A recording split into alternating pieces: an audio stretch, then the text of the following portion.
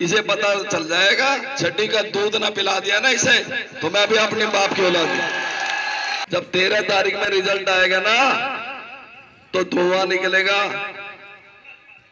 यहां से भी, यहां से भी, यहां से भी, कहीं और से भी। नंदू सबका बंधु,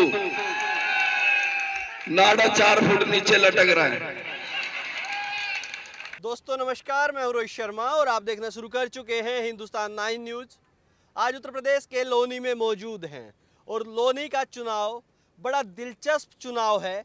यहां पर भारतीय जनता पार्टी के विधायक नंद किशोर गुर्जर हैं और चुनाव ये माना जा रहा है कि ये चुनाव किसी पार्टी के बीच ना होकर अब मनोज धामा और नंद किशोर गुर्जर के बीच हो गया है। नंद किशोर गुर्जर भी अपने बयानों के लेकर सुर्खियों में रहते हैं, लगातार उनके ऐसे बयान होते हैं जिसकी वजह से वो सुर्खियों में रहते हैं। और मनोज धामा से भी जब हमने पिछली बार बात की थी, उनका इंटरव्यू किया था, तो काफ़ी लोगों ने पसंद किया था और वायरल इंटरव्यू रहा था। और इस चुनाव में जिस तरह की बयानबाजी हो रही है वो मैं अभी सुन रहा था। उसी पर बातचीत करने के लिए मेरे साथ मनोज धामा आज मौजूद हैं, इनसे बातचीत करेंगे। मनोज जी, सबसे पहले तो स्वागत है एक बार फिर से आपका हिंदुस्तान। जी नमस्कार नमस्कार, धन्यवाद। जैसी बयानबाजी इस चुनाव में हो रही है, मैं सुनकर काफ़ी हैरान था कि ये चुनाव हो रहा है या किसी अखाड़े की कुश्ती हो रही है। जैसे सामने से आपके बयान थे कि मैं आज दो दो हाथ करने के लिए तैयार हूँ और यहाँ का विधायक तो नंदू है, और वो नंदू कौन सा है? वो फिल्म वाला नंदू है जिसका नाड़ा नीचे लटकता है।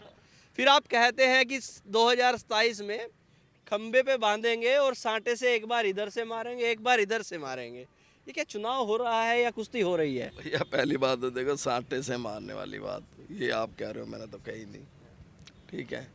और रही बात नंदू की, तो नंदू जो है ना, एक ये वो है, अपने राजा बाबू फिल्म देखी थी ना, हाँ देखिए। उसमें नंदू सबका बंधु, हाँ। तो उसको लेके मैं विधायक को कुछ ज़्यादा गंभीरता से लेता नहीं। ये जो है सिर्फ बतौलेबाज है, नौटंकीबाज है, बाकी तो इसके पास कुछ है नहीं। अच्छा। मुई तो है, जवान है, हिला देता है।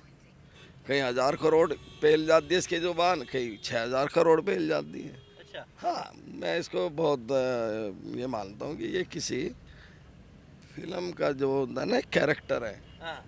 कॉमेडियन, तो ये कॉमेडियन है, इसको मैं बहुत सीरियसली लेता अच्छा हूँ। मनोज जी, आपको नहीं लगता हाल में सरकार है और सरकार के वो विधायक हैं और जैसी बयानबाजी आप लगातार चुनाव में कर रहे हैं, वो बयानबाजी आपको हानिकारक हो सकती है? वो बयानबाजी कहीं ना कहीं नुकसान पहुंचा सकती है, क्योंकि वो सरकार के विधायक हैं और मुख्यमंत्री योगी जी हैं अभी, तो उस चीज़ से डर नहीं लगता कि सरकार लपेट लेगी? अरे विधायक ही तो है, भगवान थोड़ी है। या भगवान हो गया या खुदा हो गया। विधायक ऐसे 324 है यूपी में।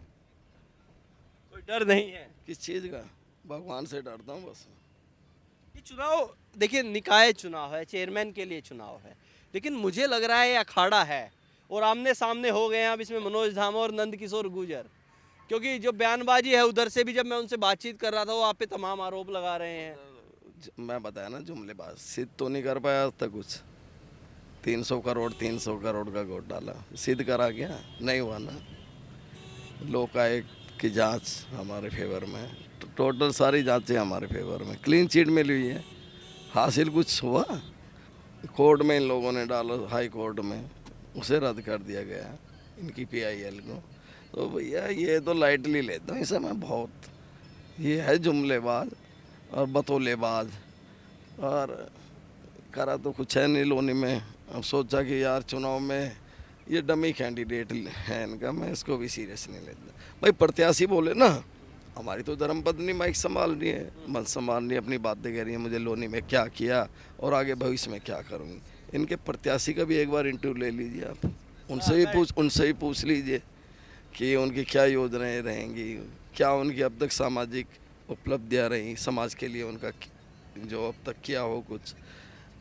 ठीक है, रंजीता जी एक बड़ा फेस है लोनी का, बड़ा चेहरा है और जन जन की प्यारी है। मुझे लग रहा है कि उन्हें किसी भी गली मोहल्ले कोने में आप खड़ा कर दीजिए, साधारण वस्त्रों में खड़ा कर दीजिए, तो भी लोग पहचानेंगे रंजीता धामा। इनके तो प्रत्याशियों को नहीं पहचान पाएंगे। आप लोनी तिराहे पे खड़ा कर दीजिए, कहीं भी खड़ा कर दीजिए। मनोज जी देखिए, उन्होंने काम किया है तो काम को कहीं ना कहीं श्रेय मिलता है। और उसी का परिणाम है कि आज लोनी पूरा गठबंधन के प्रत्याशी को जिताने का मन बना लिया। अगर लोनी की हम बात करें तो लोनी में मुस्लिम बाहुल्य वोटर बहुत ज़्यादा है यहाँ पर। और कैंडिडेट देखें, एक तरफ आप हैं, गठबंधन के कैंडिडेट हैं, दूसरी तरफ बसपा से भी कैंडिडेट हैं। तो क्या लगता है, ये वोटर एक तरफ जाकर चुनाव लड़ेगा, एक तरफ जाकर वोट करेगा, या बढ़ जाएगा कि आधा इधर चला गया आधा इधर, और उस चीज़ का फायदा बीजेपी को पहुंच जाएगा? बीजेपी यहाँ बहुत बुरी तरह आ रही है। आप मेरा इंटरव्यू आज कौन सी तारीख है? 5 तारीख है ना? हाँ। 13 में जरूर लेना। नहीं, मैं बिल्कुल पूरे चुनाव में अब यहीं पर मौजूद हूँ। सुनिए, 50-60 हज़ार वोटों से हम लोग चुनाव जीतेंगे। जो मेरे मुंह से 50,000 निकल गया ना, हाँ। तो बढ़ेगा, कम नहीं होगा। इतना कॉन्फिडेंस कैसे आ रहा है? यार अपने काम पे, अपने अपने समर्थकों पे, अपने कार्यकर्ता और अपने नेताओं पे जो उन्होंने आशीर्वाद दिया। ये तीन दलों का गठबंधन है, 3 दिलों का भी गठबंधन है। और माननीय मदन भैया जी, जाकिर भाई जो पूर्व में विधायक रहे हैं, और हम लोग पूरा एक यहाँ भाईचारे का संदेश भी दे रहे हैं कि लोनी का भाईचारा हम किसी भी कीमत पर ख़राब नहीं होने देंगे। यहाँ से बीजेपी का हारना तय है, और हार ही नहीं होगी, बहुत बड़ी हार होगी। पिछले चुनाव में नंदकिशोर गुर्जर ने एक बयान दिया था और वो पूरे चुनाव में उसी पर खेलते रहे कि ना अली ना बाहुबली, और वहाँ पर उस चुनाव से वो इतना पूरे उत्तर प्रदेश में वायरल रहा और उसी पर चुनाव हो गया। तो अब की बार भी जब मैं उनसे इंटरव्यू कर रहा था टिकट होने के बाद, उसमें भी उन्होंने वही चीज़ कही कि ये लोनी है, लोनी नहीं अली और बाहुबली को मानता है। यहाँ पे मैं यहाँ अली भी चलेगा और बजरंग बली भी चलेगा, दोनों चलेगा। अब की बार यहाँ गदा रख रखा है मैंने कंधे पे। अच्छा, हाँ, गदा है, गदा बजाऊंगा।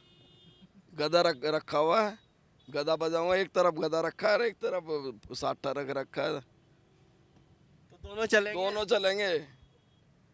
और हम भाईचारा इसीलिए तो कह रहे हैं, अली भी चलेंगे और बजरंग बली भी चलेंगे, साथ साथ चलेंगे इनको उखाड़ फेंकने के लिए।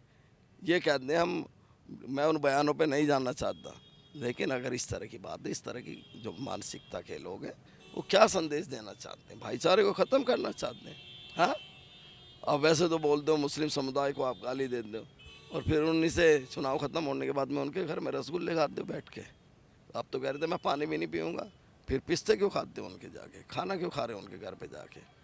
हाँ, अच्छा मनोज जी, आपको ऐसा क्या नज़र आता है कि लोनी में कल आप चेयरमैन चुने जाएं? हमारी शुभकामनाएं आपके साथ हैं।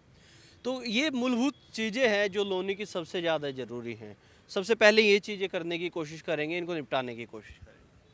देखिए बहुत सारी चीज़ें हैं। जल निकासी पे अभी बहुत काम होना बाकी है, शमशानों का सौंदर्यीकरण होना बाकी है, कब्रिस्तानों का सौंदर्यीकरण होना बाकी है। स्ट्रीट लाइट प्रॉपर लगी हुई है, बहुत स्ट्रीट लाइट हम लोगों ने लगाई। दिल्ली सहारनपुर रोड पे हम लोगों ने लगाई है, लोनी से लेकर जो गाजियाबाद रोड है उस पर लगाई है।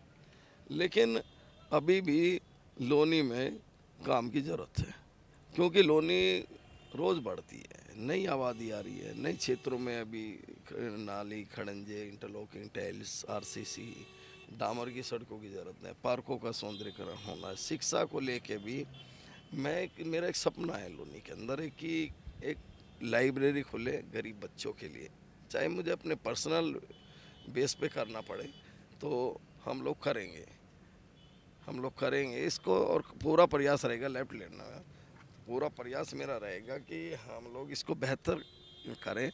और बहुत सारी चीज़ें हैं जो हमारे दिमाग में चल रही हैं कि उनको करेंगे, जिससे लोनी, ये लोग सिर्फ अगर हमारे काम को निकाल दिया जाए इस लोनी से, तो मुझे नहीं लगता कि भाजपा के पास में कोई उपलब्धि है।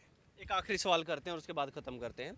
हाँ, आप कल चेयरमैन चुने भी जाते हैं, सरकार अभी आपकी नहीं है, और जैसे आपके बयान चल रहे हैं, आंकड़ा तो 36 का हो ही गया होगा, पहले से ही 36 का चल रहा है, अब तो 72 होने वाला है, इधर से भी बयानबाजी उधर से भी। तो तालमेल कैसे बनेगा? एक सरकार का चेयरमैन होता है, वो अलग तरीके से काम करता है, अब विपक्ष के चेयरमैन, ऊपर से तालमेल नहीं यहाँ पर, तो वो तालमेल कैसे बना के काम होगा? अरे भाई, इस हमारी लड़ाई सरकार से कहाँ है?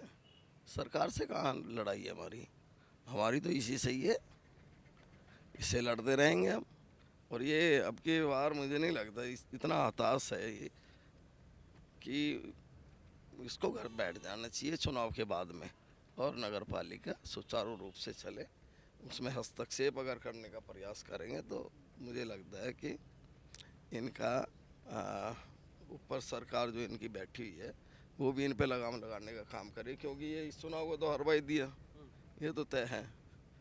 इनका 2024 का भी अगर ये बैठा रहा तो बहुत बुरा हाल होने वाला है।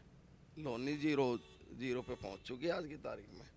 चलिए देखिए, मनोज धामा जी हमारे साथ मौजूद हैं और इनके जो आरोप हैं वो लगातार यहाँ के विधायक नंदकिशोर गुर्जर जी पर ये लगा रहे हैं। इन सभी सवालों के जवाब लेने की हम उनसे भी कोशिश करेंगे और चुनाव तक अब हम कोशिश करेंगे कि लोनी की जनता से ये सारी बातें जानें और उनसे बातचीत करें कि ये जो कह रहे हो कितना सही है। अब तक के लिए इतना ही। मैं हूँ रोहित शर्मा, आप देख रहे हैं